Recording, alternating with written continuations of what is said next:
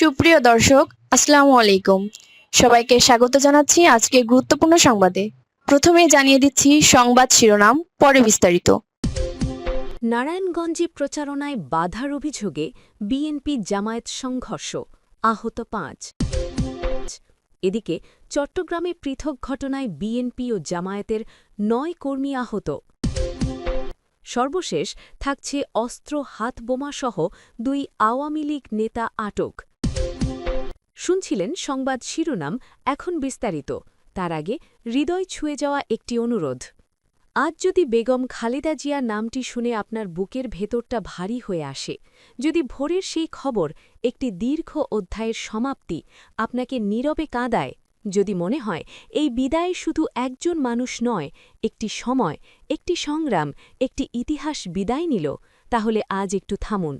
কমেন্টে শুধু লিখুন, আল্লাহ তাকে জান্নাত নসিব করুন। আর যদি আপনি চান তার জীবনের গল্প ভুলে না যাওয়া হোক, তার লড়াই বিকৃত না হোক, তার অবদান নীরবে মুছে না যাক, আর ইতিহাস যেন মানুষের কাছেই বেঁচে থাকে, তাহলে অনুগ্রহ করে চ্যানেলটি সাবস্ক্রাইব করুন। সাবস্ক্রাইব মানে কেবল একটি বটন চাপা নয়, এটি শ্রদ্ধা জানানো, স্মৃতিকে ধরে রাখা আর সত্যকে নীরবে পাহারা দেওয়ার এক ছোট্ট অঙ্গীকার। চলুন বেশি কথা না বাড়িয়ে বিস্তারিত জেনে নিই। নারায়ণগঞ্জে প্রচারণায় বাধার অভিযোগে বিএনপি জামায়াত সংঘর্ষ, আহত ৫। নারায়ণগঞ্জের আড়াইহাজারে নির্বাচনী প্রচারণায় বাধা দেওয়ার অভিযোগকে কেন্দ্র করে বিএনপি ও জামায়াতের কর্মী সমর্থকদের মধ্যে সংঘর্ষ হয়েছে। এতে ৫ জন আহত হয়েছেন। মঙ্গলবার দুপুরে উপজেলার গোপালদি পৌরসভার মোল্লারচর এলাকায় এ ঘটনা ঘটে। আড়াইহাজার থানার ভারপ্রাপ্ত কর্মকর্তা ওসি মোহাম্মদ আলাউদ্দিন এ তথ্য নিশ্চিত করেছেন। ওসি বলেন, প্রচারণায় বাধা দেওয়ার অভিযোগকে কেন্দ্র করে উভয় পক্ষের মধ্যে উত্তেজনা তৈরি হয়। সেখান থেকেই বাগবিতণ্ডা ও সংঘর্ষের ঘটনা ঘটে। খবর পেয়ে পুলিশ ও প্রশাসন সেখানে গিয়ে পরিস্থিতি নিয়ন্ত্রণ করে। এ ঘটনায় ৫ জন সামান্য আহত হয়েছেন বলে জানা যায়। নারায়ণগঞ্জ ২ আসনের জামায়াতে ইসলামীর প্রার্থী ইলিয়াস মোল্লার অভিযোগ, দুপুর ২টা-২:১২টার দিকে মোল্লারচরে তাদের নারী কর্মীদের প্রচারণায় বাধা দেওয়া হয়। খবর পেয়ে তিনি ও তার সমর্থকরা সেখানে গেলে স্থানীয় বিএনপি কর্মীরা তাদের ওপর হামলা চালায়। ইলিয়াস মোল্লা বলেন, আমাদের নারী কর্মীদের জান্নাতের টিকিট বিক্রি করতে এসেছে বলে হেনস্থা করা হয়।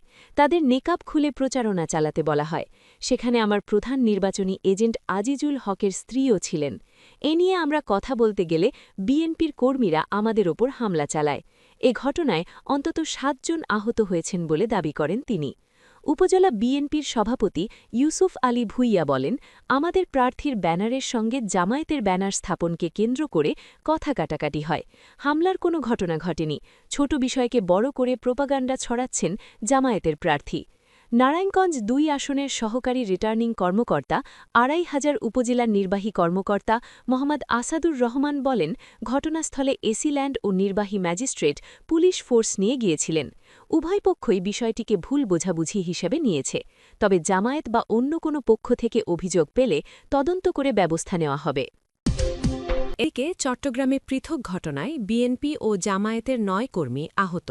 চট্টগ্রামের ২টি আসনে নির্বাচনী প্রচারণা ঘিরে পৃথক ২টি সহিংসতার অভিযোগ উঠেছে। এসব ঘটনায় বিএনপি ও জামায়াতে ইসলামীর অন্তত ৯ জন নেতাকর্মী আহত হয়েছেন বলে সংশ্লিষ্ট দলগুলোর পক্ষ থেকে দাবি করা হয়েছে। উভয় ঘটনায় একে অপরের বিরুদ্ধে হামলার অভিযোগ তুলেছে প্রতিদ্বন্দ্বী রাজনৈতিক দলগুলো। চট্টগ্রাম ১৫ সাতকানিয়া লোহাগাড়া আসনের সাতকানিয়া পৌরসভা এলাকায় বিএনপি দলীয় সংসদ সদস্য প্রার্থী নাজমুল মোস্তফা আমিনের ধানের শীষের ব্যানার ও ফেস্টুন টানাতে গিয়ে তার কর্মীরা হামলার শিকার হয়েছেন বলে অভিযোগ উঠেছে। মঙ্গলবার ২৭ জানুয়ারি দুপুরে সাতকানিয়া পৌরসভার ৪ নম্বর ওয়ার্ডের ছমদরপাড়ার ৪ নম্বর গলি এলাকায় এ ঘটনা ঘটে। এ ঘটনায় আহত হয়েছেন স্থানীয় বিএনপি কর্মী শামসুল আলম ৬১ বছর এবং মোহাম্মদ দেলোয়ার হোসেন ৪৫ বছর। দলটির নেতারা জানান, ব্যানার টানানোর সময় জামায়াতের কয়েকজন কর্মী সমর্থক বাধা দিলে কথা কাটাকাটির এক পর্যায়ে হামলা চালানো হয়। পরে স্থানীয় লোকজন আহতদের উদ্ধার করে সাতকানিয়া উপজেলা স্বাস্থ্য কমপ্লেক্সে ভর্তি করেন। মঙ্গলবার বিকেলে বিএনপি প্রার্থী নাজমুল মোস্তফা আমিন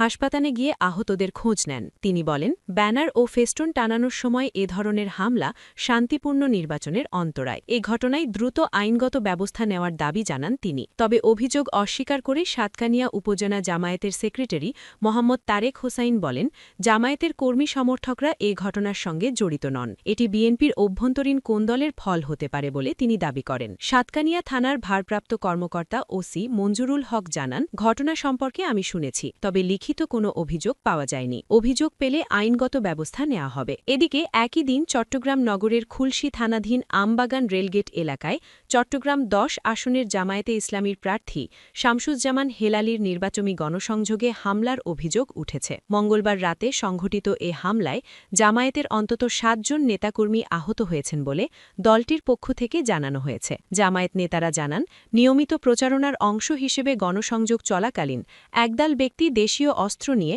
অতর্কিত হামলা চালায়। এতে এলাকায় আতঙ্ক ছড়িয়ে পড়ে এবং কর্মসূচি ভণ্ডুল হয়ে যায়। আহতদের স্থানীয়রা উদ্ধার করে চট্টগ্রামের বিভিন্ন হাসপাতালে ভর্তি করেন। হামলায় আহতরা হলেন এরশাদুল্লাহ, গোলাম মঞ্জুর মোর্শেদ, বারাকাতুল্লাহ, মোহাম্মদ বাহার, জসিম উদ্দিন, মহিবুল্লাহ ও মোহাম্মদ আরিফ। জামায়াত প্রার্থী শামসুজ্জামান হেলালি অভিযোগ করে বলেন, স্থানীয় বিএনপি কর্মীরাই পরিকল্পিতভাবে তাদের শান্তিপূর্ণ গণসংযোগে হামলা চালিয়েছে। হামলার সময় মোবাইল ফোন, হ্যান্ডমাইক ও নগদ টাকা ছিনিয়ে নেওয়ার অভিযোগ করেন তিনি। ঘটনার পর আমবাগান রেলগেট ও আশপাশের এলাকায় উত্তেজনা সৃষ্টি হয়। খবর পেয়ে খুলশী থানা পুলিশ ঘটনাস্থলে গিয়ে পরিস্থিতি নিয়ন্ত্রণে আনে। সর্বশেষ অস্ত্র, হাতবোমাসহ ২ আওয়ামী লীগ নেতা আটক। বরিশালের গৌরনদীতে আওয়ামী লীগের ২ নেতাকে আটক করেছেন সেনা সদস্যরা। এ সময় তাদের কাছ থেকে দেশীয় অস্ত্র, ৩টি হাতবোমা, দেশি বিদেশি মদ ও ৫৭টি চেকবই উদ্ধার করা হয়। মঙ্গলবার সকালে উপজেলার মাহিলারা ইউনিয়নের আশোকাঠি গ্রাম থেকে তাদের আটক করা হয়। আটক করা হলেন মাহিলারা ইউনিয়নের সাবেক চেয়ারম্যান ও উপজেলা আওয়ামী লীগের সহসভাপতি সৈকত গুহ পিকলু এবং তার ছোট ভাই সলিল গুহ পিন্টু। নির্বাচন বানচালের নাশকতা ও সহিংসতার পরিকল্পনা হিসেবে এসব অস্ত্র ও বোমা সংগ্রহ করা হচ্ছিল বলে জানান গৌরনদী মডেল থানার ওসি তারেক হাসান রাশেদ। তিনি বলেন, সেনাবাহিনী ও পুলিশের যৌথ অভিযানে তাদের অস্ত্র, বোমা ও মাদকসহ গ্রেফতার করা হয়েছে। গ্রেফতার হওয়া দুজনের বিরুদ্ধে মামলার প্রস্তুতি চলছে। বুধবার তাদের আদালতে সোপর্দ করা হবে। অভিযান পরিচালনা করা সেনাবাহিনীর ৬২ ইস্ট বেঙ্গলের commanding officer lieutenant colonel Foyez Ahmed জানান, নির্বাচনকে ঘিরে যে কোনো নাশকতা ও সহিংসতা প্রতিরোধে কাজ করছেন সেনা সদস্যরা। এ ধরনের যে কোনো কর্মকাণ্ড রুখতে নিয়মিত অভিযান চলছে এবং চলবে। এর আগেও আমরা অস্ত্র ও মাদক সহ বেশ কিছু অপরাধীকে আটক করে পুলিশের কাছে দিয়েছি। আটক করা হলেন সৈকত গুহ পিকলু ও সলিল গুহ পিন্টু, উপজেলার আশোকাঠি গ্রামের কালিয়া দমন গুহুর ছেলে ও বরিশাল জেলা আওয়ামী লীগের সাবেক প্রেসিডেন্ট আবুল হাসানাত আবদুল্লার ক্যাডার হিসেবে পরিচিত।